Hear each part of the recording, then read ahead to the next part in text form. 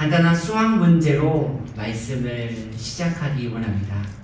1 더하기 1은 2입니다. 그런데 1 더하기 1이 2가 말고 다른 것이 될 수 있을까요? 1 더하기 1은 창문이 될 수도 있습니다. 화면을 한번 볼까요? 화면 위쪽에 검은색으로 표시한 1 더하기 1이 있습니다. 화면 아래에 초록색 그림이 있습니다. 1 더하기 1을 합치면 초록색 그림이 됩니다.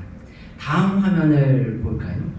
화면 위쪽에 검은색으로 표시한 늪이라는 기호가 있습니다. 그 늪이라는 기호를 초록색 화면에 채웁니다. 이제 이 모든 것을 하나로 합쳐 볼까요? 다음 화면입니다. 무엇이 되었나요? 창문이 되었습니다. 그럼 1 더하기 1이 2가 아닌, 창문이 아닌 다른 것이 될 수도 있을까요? 다음 화면을 한번 볼까요? 우리가 창문으로 표시한 초록색 그림을 한자로 바꾸면 뭐가 될까요? 밭 전자가 됩니다. 1 더하기 1은 2입니다. 우리가 기본적으로 알고 있는 지식입니다. 우리가 생각을 조금 바꾸면 1 더하기 1이 창문이 될 수도 있고 밭이 될 수도 있습니다. 제자들이 예수님과 첫 번째 배 여행을 떠납니다. 제자들이 거센 바람과 풍랑을 만납니다. 예수님이 말씀하시니 큰 광풍과 파도가 잠잠해집니다. 제자들은 1 더하기 1은 2라는 기존의 지식을 그대로 밀고 나갑니다. 그 모습을 보시고 예수님이 말씀하십니다. 왜 믿음이 없습니까? 제자들이 예수님과 두 번째 배 여행을 떠납니다. 제자들이 맞바람으로 인하여 앞으로 나아가지 못합니다. 그들은 노로 배를 움직이려고 고생하며 갈릴리 바다 주변을 맴돌고 있습니다. 예수님이 물 위로 걸어서 제자들에게 오십니다. 그러나 제자들은 이번에도 1 더하기 1은 2라는 기존의 생각을 그대로 밀고 나갑니다. 그 모습을 보시고 예수님이 말씀하십니다. 왜 마음이 굳어져 있습니까? 제자들은 예수님과 세 번째 배 여행을 떠납니다. 이것이 오늘 본문의 내용입니다. 배에는 예수님을 포함하여 13명의 사람이 타고 있습니다. 그런데 배에는 떡이 하나밖에 없습니다. 왜냐하면 제자들이 떡 가져오는 것을 잊어버렸기 때문입니다. 예수님이 제자들에게 바리새인들과 헤롯의 누룩을 조심하라고 말씀하십니다. 누룩은 오염과 전염성을 상징합니다. 무슨 의미입니까? 바리새인들은 종교 대표입니다. 헤롯은 정치 대표입니다. 예수님의 의도는 바리새인들의 종교적인 잘못된 것에 오염되지 않도록 헤롯의 정치적인 잘못된 전염성에 감염되지 말라는 뜻입니다. 요약하면 금묵자흑, 먹을 가까이 하면 검어진다입니다. 그런데 제자들의 해석은 달랐습니다. 그들은 예수님의 말씀을 떡의 부족으로 이해합니다. 여전히 제자들은 자신들의 생각, 자신들의 경험, 자신들의 가치 체계를 그대로 밀고 나갑니다. 1 더하기 1이 창문 혹은 밭이 될 수 있음을 생각하지 못합니다. 그들을 향한 예수님의 질문이 무엇입니까? 마가복음 8장 18절입니다. 눈을 가지고 있지만 보지 못하고 귀를 가지고서도 듣지 못하시오. 또 기억하지 못하시오. 제자들은 눈으로 보고 귀로 듣습니다. 그럼에도 그들은 기억하지 못하고 잊어버립니다. 그 이유가 무엇일까요? 제자들의 모든 관심이 떡에 집중되어 있기 때문입니다. 떡. 우리가 살아가는 현실의 언어로 바꾸면 의식주. 조금 더 직설적으로 표현하면 물질.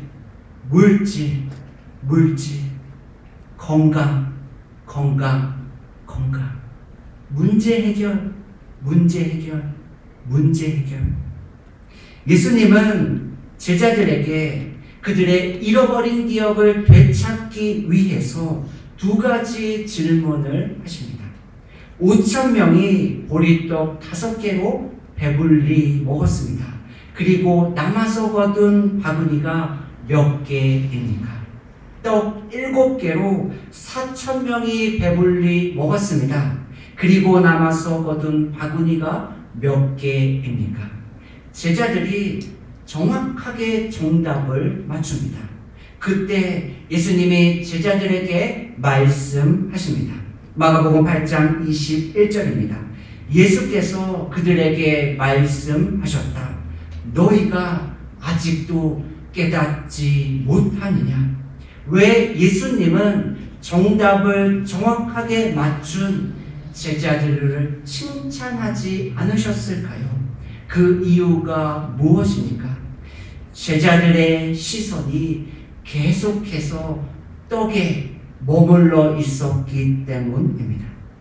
오해하지 않기를 원합니다. 예수님이 제자들에게 기도를 가르치십니다. 예수님이 가르치신 기도의 4번째 간구가 무엇입니까? 일용할 양식을 위한 기도입니다. 예수님이 사탄에게 시험을 받습니다. 사탄의 첫 번째 시험이 무엇입니까? 내가 만약 하나님의 아들이라면 이 돌들로 떡덩이가 되게 하라입니다.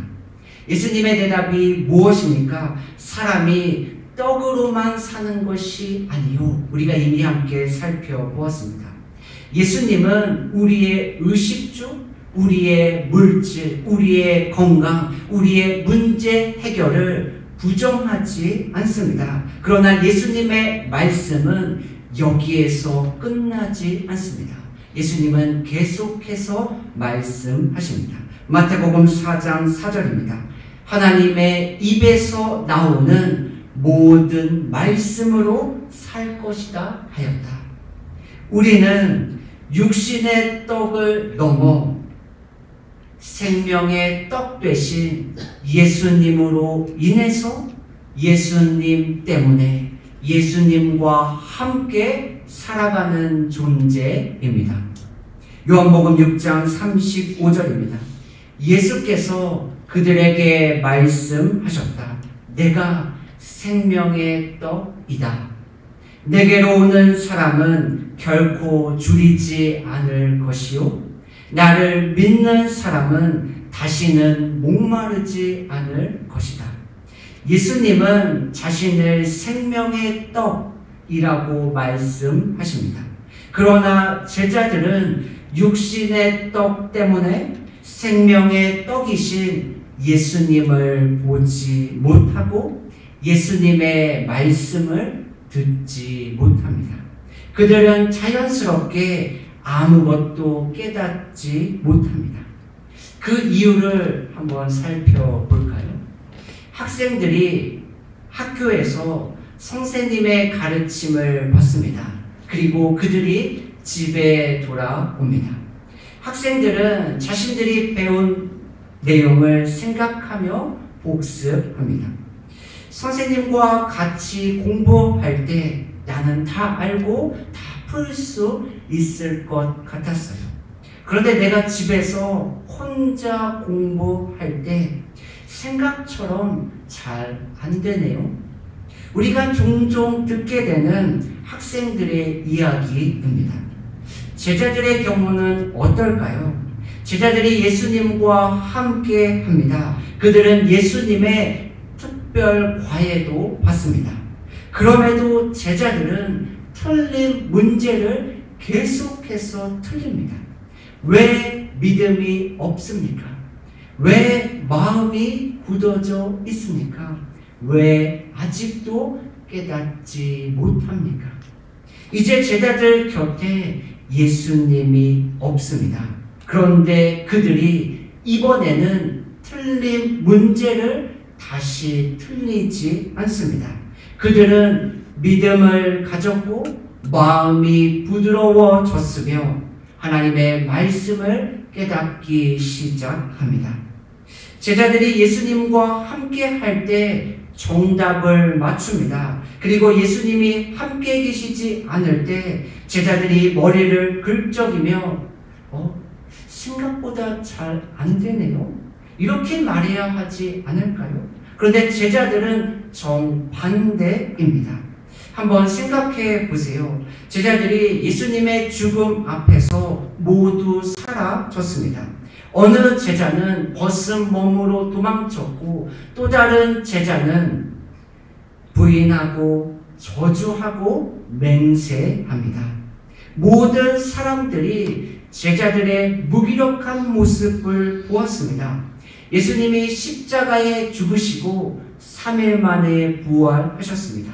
그리고 예수님은 40일 동안 제자들과 함께 하셨습니다. 그리고 10일이 더 지났습니다. 우리가 계산해 보면 50일 정도의 시간이 지났습니다.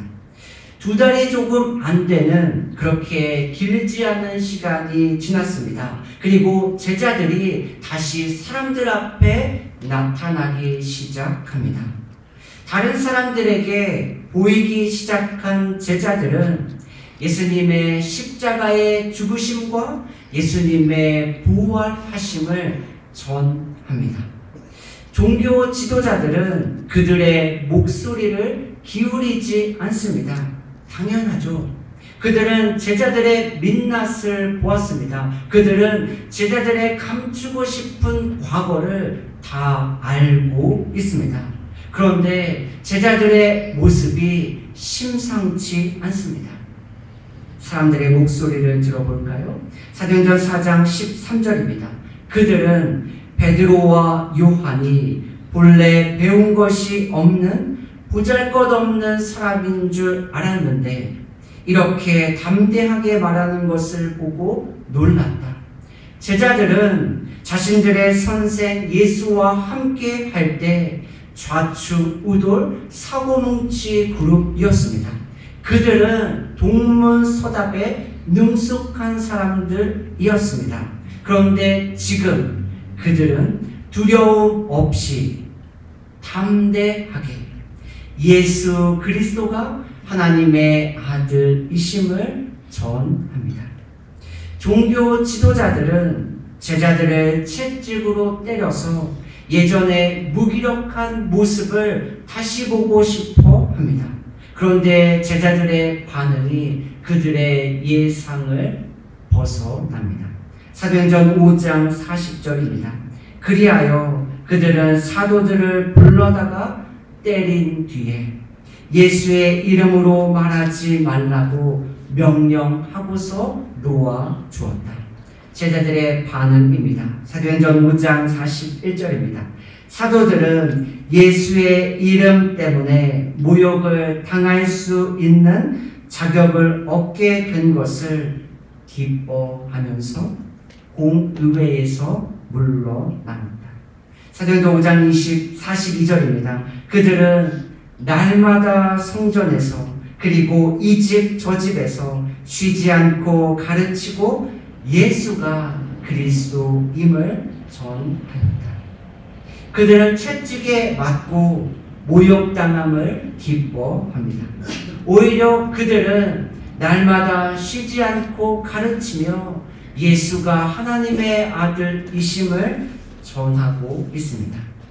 하나님 앞에서 하나님의 말씀을 따라 살아갑니다. 사람들이 바보라고 놀리며 비웃습니다. 그런데 믿음의 사람들은 사람들의 조롱을 합당하게 여기며 기뻐합니다. 제자들에게 무슨 일이 일어났나요? 믿음의 사람들에게 무슨 일이 일어났나요? 제자들이 반성하고 각성해서 사람들 앞에 다시 나타났나요? 요한복음 16장 13절입니다. 그러나 그분 곧 진리의 영이 오시면 그가 너희를 모든 진리 가운데로 인도할 것이다. 제자들이 성령의 임재를 경험합니다. 그때 그들의 시선이 비로소 주님을 향하게 됩니다. 그리고 마침내 그들의 생각이 아직도에서 이제는으로 바뀌기 시작합니다. 제자들은 아직도 깨닫지 못하시오 예수님의 질문에 이제는 깨닫게 되나이다 대답합니다. 시선이라는 찬양을 나눔으로 말씀을 마무리하고자 합니다. 내게로부터 눈을 들어 주를 보기 시작할 때 주의 일을 보겠네. 내 작은 마음 돌이키사 하늘의 꿈 꾸게 하네.